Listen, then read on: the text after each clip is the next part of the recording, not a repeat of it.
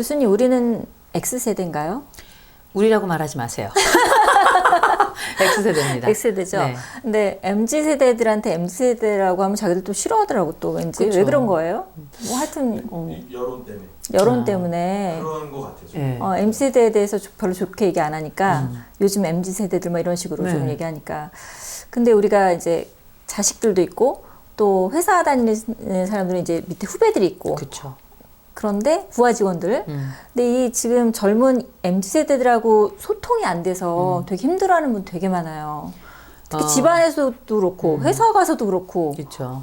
근데 같이 뭐 소통을 해야 뭐 가정도 그렇고 회사도 그렇고 굴러갈 텐데 너무 뭐 어려워하거든요. 근데 안 해야 될 것들을 해서 그렇다고 제가 들었어요. 네. 그 전에 네. 작가님은 MZ랑 잘 못 지낼 것 같아요. 왜요? 왜냐면 그 MZ 그 세대 후배들을 부하 직원이라고 부르는 것부터 이미 끝났어요. 아, 부하도 아니고 예, 직원이라면 내가 사장이어야 되는데 그것도 아니고 그래서 흔히 우리가 왜 MZ 하면은 삼요가 있다고 하고 그 이제 라떼 세대는 삼야가 있다 이런 얘기 하거든요. 삼요 MZ들이 그런 데잖아요. 이걸요? 제가요? 왜요? 그럼 이제 라떼 세대가 삼야 라떼는 말이야 해보란 말이야 야 뭐 이런 얘기 하잖아요. 웃긴데? 이게 완전? 세대 갈등에 아, 관련된 네. 이야기를 하는 건데 저는 MZ들을 MZ라고 부르는 거 이상하지 않고요. 왜냐하면 베이비붐 세대나 X세대 합쳐서 BX세대라고 부르는데 이런 백스세대나 아니면 MZ세대든 그걸 민지세대로 부르든지 간에 각 세대는 세대마다 자기 네이밍을 가지고 자기만의 특수성, 자기만의 독특성을 가지고 자기만의 문화를 구축해 가는 거예요. 저는 MZ세대들 정말 똑똑하다고 생각하거든요. 우리가 뭐 MZ가 몇 가지 특징이 있어요. 이를테면 M세대 같은 경우는 이때 출생자들이 자기만의 독방을 갖게 된 첫 세대고 그리고 이때부터 청소년 자살률이 세계 1위를 기록하고 단 한 번도 떨어지질 않아요. 그리고 자기가 돈을 벌어서 집을 살 수 없는 첫 세대예요. 일명 N4 세대의 시작이기도 합니다. 근데 이 세대가 뭐 여러 가지 얘기들이 많이 있지만 굉장히 안타까운 세대인 건 N4 세대라는 것도 있지만 N4가 중요한 게 아니에요. 이 세대를 가장 대표하는 단어가 두 가지가 있다라고 저는 판단하는데 하나가 썸이에요. 썸. 내 거인 듯 내 거 아닌 내 거 같은 너, 뭐 연인인 듯 연인 아닌 연인 같은 너, 뭐. 이 노래 되게 웃긴 노래예요. X세대, 베이비붐 세대가 볼 때는 아니 사랑하면 하고 안 하면 그치. 안 하지. 뭐 이 하는 썸이 뭐 하냐. 뭐 하는 짓이냐. 지금 장난하냐? 그치. 그런데 결국 이게 관계의 간을 보는 거거든요.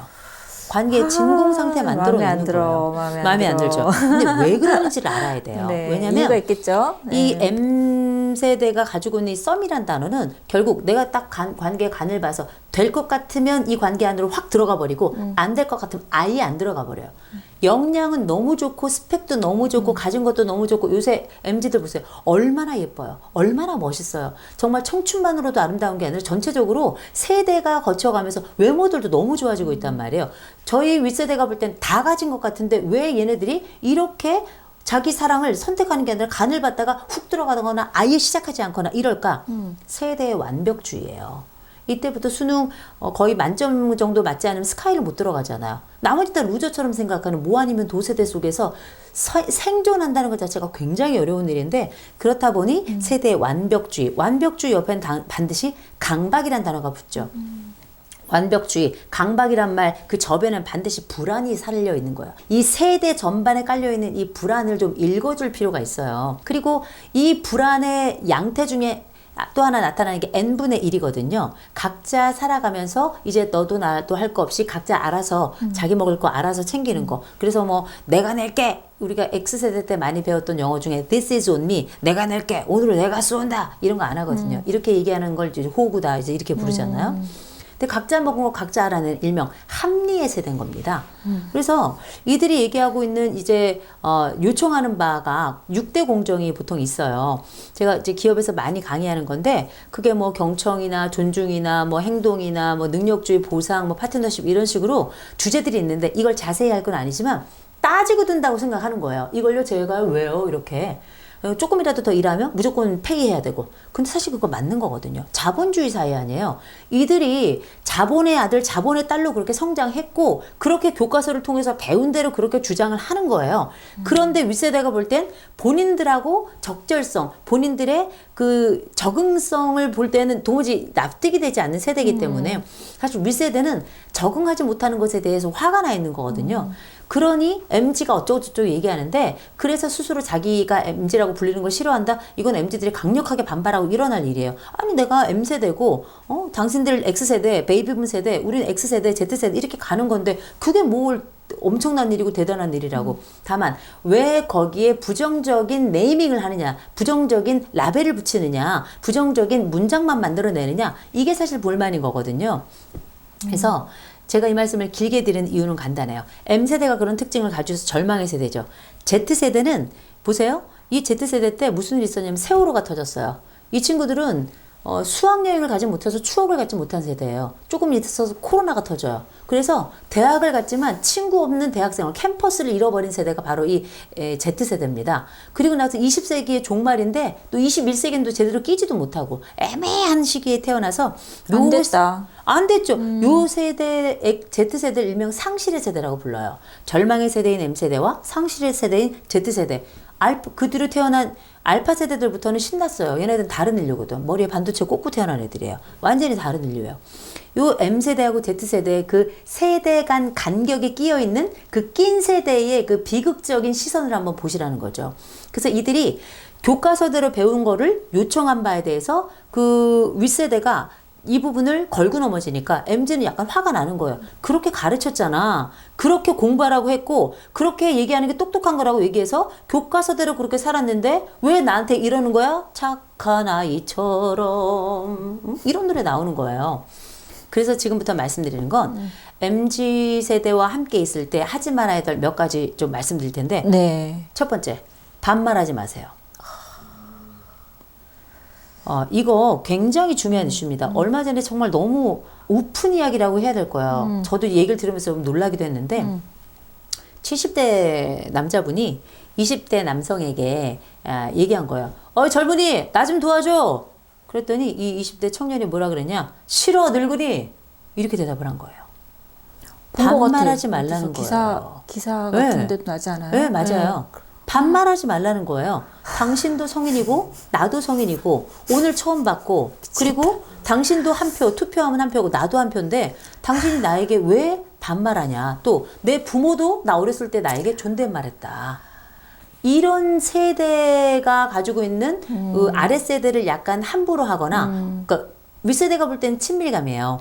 근데 아랫세대가 볼 때는 낯선 자에게 반말을 하는 건 무례함이라고 생각하는 거거든요. 그렇게 배웠죠. 그렇죠. 이게 세대가 서로를 만나는 문화의 방식이 다른 거예요. 이걸 세대 차이라고 하는 거거든요. 그 세대 차이는 안 날 수가 없어요. 세대 차이 나는 게 뭐가 이상해요. 다만 서로에 대한 어떠한 배려가 필요한지를 알아야죠. 그 중에 하나가 반말하면 안 됩니다. 반말하면 안 되는 거. 그래서 요새는 MZ들끼리 그냥 알바하잖아요. 알바할 때 또래를 만나도 우리가 보통 말 쉽게 트고 하잖아요. 그러지 않아요. 서로 간에 오케이 할 때까지 반말하지 않습니다. 다 서로 존댓말이에요. 그래서 우리가 은행에 가면 누구누구님, 누구누구님 이거 있죠? MZ가 만들어낸 거예요. 이거. 그리고 요새 회사에 가면 직급 싹 다 없어졌죠. 요새는 옛날에 부장, 차장, 대리 이렇게 쭉 갔잖아요. 요즘은 프로, 매니저, 책임 이런 방식으로 싹 다 직급이 사라졌어요. 왜냐하면 기업 문화가 바뀌면서 그 전에 팀에서는 나의 상사였던 사람이 다른 팀으로 프로젝트로 넘어가면 내 부하 직원으로 들어가요. 그치. 이게 막 짬뽕이 되니까 아예 직급 자체를 없애버린 거거든요. 이런 그 어떤 합리성 그리고 일종의 효능을 중심으로 한 문화로 이렇게 넘어가게 되면서 이게 이제 신자유주의가 들어오면서 그런 능률을 중심으로 가면서 이런 변화가 일어난 건데 이렇게 얘네들은 평생을 성장했던 세대들이에요. 이 세대들에게 어떤 것이 필요한지를 물어봐야죠. 물어보면 제일 먼저 이 불쾌감의 첫 번째가 무례함이에요. 무례함의 그 대표 주자가 반말이고요. 반말하시면 안 됩니다. 그들도 성인이라는 걸 기억하시고 그들도 충분히 배우고 우리보다 훨씬 더 똑똑한 인격이라는 걸 반드시 기억해 주셔야 돼요. 그것만 안 하면 돼요? 아니죠. 두 번째 있죠. 네. 질문의 방식도 기억하셔야 돼요. 질문? 이 질문의 방식이라는 건 뭐냐면 우리가 보통 요새 인터넷도 그러고 새로운 정보가 너무 많이 나와서 뭘 모르겠어요. 뭐 모르겠고 뭐 어려워요. 제가 박사인데 소용이 없어. 박사고 뭐고. 박사고 나발이고 그냥 뭐 봐도 모르겠고 네. 그래서 기억도 안 나지만 정보를 정확하고 빠르게 정돈해서 이들이 우리에게 보여주는 그 결과물이 너무 좋아요. 그러니까 그냥 처음부터 끝까지 그들이 다 해줬으면 좋겠는 거예요. 저도 그런 욕심이 나더라고요. 근데 그래서 어떻게 이것 좀 저기 김대리 아니면 뭐 김프로 이것 좀 해줘. 이거 어떻게 하는 거야? 좀 알려줘. 이거 좀 해주세요. 이거 좀 해주세요든 이거 좀 해줘든지 간에 친하 다치고 이거 좀 해줘 그러잖아요. 그러면 첫째 반말해서 땡이고 두 번째로는 노력을 안 해서 땡이에요. 어떻게 질문하셔야 되냐면 지금은 이런 식으로 질문하셔야 돼요. 제가 여기서부터 여기까지는 알겠는데 그 다음부터 잘 모르겠네요. 혹시 알려줄 수 있나요? 그러면 MZ세대가 반드시 이렇게 대답을 해요. 여기까지는 아시는 거죠? 그러면 그 다음부터 설명하겠습니다. 오. 그런데 깔끔한데? 무차별로 물어보잖아요. 그럼 그건 뭐냐? 노력을 안 하는 거야. 그래서 나를 소모시키지 말라는 거예요. 나라는 사람의 존재가 당신에게 최적화되어 있는 사람이 아니고 나의 시공간 속에서 내가 호의로 당신을 도울 수 있지만 당신의 필요를 충족시키고 그 모든 과정을 채우는 존재로 내가 존재하는 걸 아니라는 걸 그 질문의 방식을 통해서 우리가 확인할 수 있는 거죠. 야, 이것 좀 해와요. 이러면 왜요? 이렇게 되는 거죠. 그러니까 그 MZ세들은 이걸요? 이거를 그냥 제가요? 왜요? 이렇게 그 요가 그래서 나오는 거네요. 그게 위에서 잘못한 거네요. 그러면 그래서 MG하고 함께 일을 하실 때는 우리가 이제 영어로 job description이라고 그러죠. 업무 분장 분명히 해야 돼요. 그래서 여기까지는 나의 일, 여기까지는 당신 일. 이 업무가 선명해야 책임도 선명한 거고요. 이 책임이 선명해야 나의 능력에 대한 평가도 선명해지는 거예요. 이걸 일명 MZ들은 공정이라고 부르는 거죠. 사실 이 얘기를 들으면서 진짜 야 내가 나이 좀 더 먹었는데 반말을 못하냐? 야 내가 몰라서 물어보는데 질문 그렇게 하면 안 되냐? 떨죠. 저도 가끔씩 떨습니다. 그러나 이런 과정이 그들에게는 필요한 거예요. 그들을 알고 우리를 알아야 협업하면서 긴 세월을 함께 살아가잖아요. 그러니까요. 네. 함께 살아가야 되니까. 그럼요. 맞춰야죠, 서로. 그리고 우리는 MG 도움 많이 받아야 돼요. 그러니까요. 우리 MG들 잘 부탁합니다. 그 두 가지 지금 중요한 거 짚어주셨어요. 네. 그 두 가지만 좀 하면 그래도 웬만한 소통 될까요? 아니 안 되죠. 또 있어요? 굉장히 중요한 요소가 있는데 그게 바로 이제 보상 이슈예요. 보상. 보상 이슈를 제가 말씀드리는 건 뭐냐면 반말도 하지 말아야 되고 또 질문의 방식도 예전처럼 하면 안 되지만 보상도 옛날처럼 하면 안 돼요. 우리가 직장에서도 그렇고 뭐 집에서도 그렇고 아이들과 혹은 후배들과 함께 직장에서 이렇게 있다 보면 굉장히 잘하는 친구들이 있어요. 딱 보면 발군이야. 누가 봐도 아주 뭐 예상치 못했던 우리의 또 이 적토마가 다그닥다그닥 달리면서 우리를 막 쫙 이끌어가는. 우리 후배 작가들 그런 애 있으면 너무 예쁘죠. 그러면 너무 그냥, 뭐 진짜, 진짜. 그냥 이직할까봐 절절매잖아요. 네. 그런데 그런 분들은 꼭 이직해요. 이렇게 유능한데 왜 우리랑 일을 하겠어요, 그죠? 그런데 이분들하고 함께 일을 할 때 어떤 주제가 이들을 붙들어 놓을 수 있는가? 생각해보면 이게 보상 이슈예요. 보상은 이를테면 이 사람의 능력이 있어요. 그러면 능력주의에 맞춰서 이 능력만큼 보상해 주는 거. 일면 우리가 옛날에 인센티브, 성과급이라고 하는 건 부정적인 측면도 분명히 있어요. 사람을 쉬지 못하고 끊임없이 달려가게 하니까. 그런데 성과급은 능력 있는 사람에게는 기회의 창구거든요. 요즘 MZ들 저는 창조성이 인류의 극에 달았다고 생각합니다. 너무 똑똑한 친구들이에요. 할메니얼이라는 것도 이들이 만들어낸 문화잖아요. 할머니들에게 받았던 심리적 안정감을 문화적으로 자기 소환해서 자기의 불안을 낮추는 방식인데 그래서 할머니 플러스 밀레니얼이잖아요. 할머니 몸빼 가져오고 수정과 가져오고 맞아요. 자개장 가져오고 약과 가져오고 그렇죠. 흑임자 가져오면서 이걸 문화적인 르네상스를 다시 만들어냈어요. 또 거기다 K컬처, K팝 세계 정상 만들어냈죠. 이렇게 능력 있는 자들은 두 가지를 생각하죠. 하나, 나의 능력이 인정받아야 된다는 것. 내가 애쓰고 힘쓰고 노력한 만큼 보상받아야 된다는 것. 두 번째, 가로채기 하면 안 된다는 것.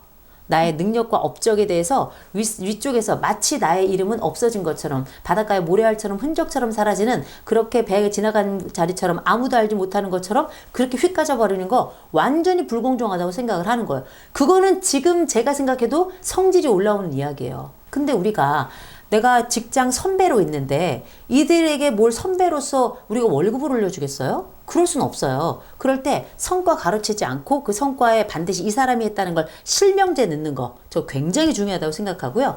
자식이 M세대, Z세대가 있을 때도 마찬가지예요. 이 자식이 이걸 잘하잖아요. 뭉뚱그리지 마시고 그냥 잘한 자식이 해준 것에 대해서, 잘한 것에 대해서 기꺼이 박수 쳐서 공개적으로 칭찬해 주는 거 굉장히 중요합니다. 이걸 전 회사에도 가져와야 된다고 생각을 해요. 그래서 실명제를 통해서 회사 그 시스템 안에서도 이 사람의 이름이 빛나도록 하고, 그리고 승진 고과에 반영할 수 있도록 해줘야죠. 그건 당연한 거예요. 내가 승진을 좀 못한다 그래서 억울하긴 하지만 얘가 잘한 거를 묵살할 수는 없는 거 아니에요. 그거 되게 치사한 건데 이런 일들이 일어나고 있으니까 MZ들이 막 벌떡 일어나는 거거든요. 이거 하나. 두 번째로 이 보상이라고 하는 건 인생 선배가 할 수 있는 건 공개 칭찬밖에 없어요. 우리가 지금 서 작가님께서 만약에 MG예요. 네. 그래서 이제 민지 세대라서 민지 나 이런 일이 있는데 좀 도와줄 수, 내가 여기까지는 할겠는데 이런 부분이 좀 부족해서 혹시 도와줄 수 있을까? 그럼 도와줬어요. 그래서 알려줘서 너무 고마워. 그래서 알려줬어요. 네. 그때 딱 끝나고 나죠. 네. 그때 그거 알려줘서 그때 일이 너무 잘 끝났잖아요. 그리고 다른 데 가서 부장님 아니면 저기 사장님 제가 이런 일을 하는데 우리 민지 프로가 이걸 알려줘서 너무 잘 끝났다고. 공개 칭찬이라고 하는 건 이의 공을 사는 겁니다. 그리고 드높여 주는 거거든요. 이런 걸 혀로 해야죠. 우리가 가지고 있는 게 늙어도 혀는 잘 안 늙더라고요.